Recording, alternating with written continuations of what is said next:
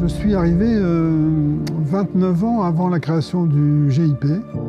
Les informations étaient saisies par des opératrices de saisie. Au fil des années 80, on a commencé des recrutements importants. On est arrivé à la constitution de ce GIP en 2002. Et ça a été la base d'un nouveau départ pour notre structure. Hervé Pointreau, je suis arrivé 29 ans avant la création du GIP. À l'époque, il n'y avait pas de saisie d'informations dans les établissements et leur traitement a été ensuite programmé sur l'ordinateur central. En 80, on a commencé à travailler sur un produit de gestion économique qu'on a appelé PAGE, logiciel d'aide à la gestion. Puis on a continué ensuite à développer le produit de gestion des ressources humaines. Ça a ensuite été suivi d'un produit pour la gestion administrative des patients. Au milieu des années 80, nous avions donc un produit PAGE avec les différents modules, donc gestion administrative des patients et facturation, gestion des ressources humaines, et puis gestion de la comptabilité de l'ordonnateur.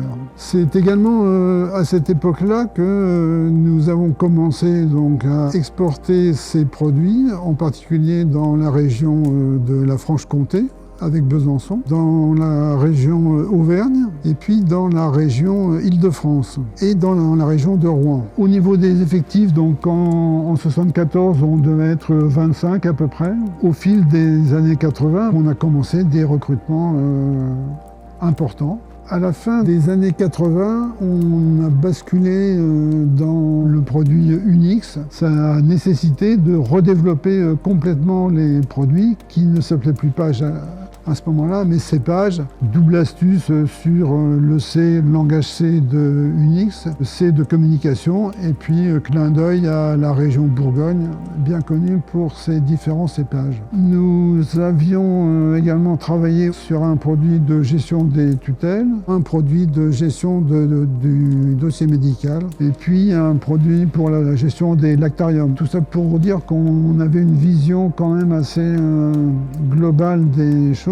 Dans les années 90, nous avons commencé à aller travailler en Martinique, également en Nouvelle-Calédonie. À la fin des années 90, on voyait bien que notre activité n'avait plus rien à voir avec les services informatiques du CHU de Dijon qui nous hébergeait. C'est là qu'a commencé la réflexion sur le passage en une structure indépendante. Le groupement d'intérêt public nous a paru être effectivement la meilleure structure et celle qui pouvait nous apporter le plus de souplesse pour continuer toute notre activité de développement et de diffusion. Pour mettre en place ce GIP, donc on a sondé tous nos adhérents qui étaient en gros 250 à l'époque et on a reçu un accueil favorable. Donc on est arrivé à la constitution de ce GIP en 2002 et ça a été la base d'un nouveau départ pour notre structure.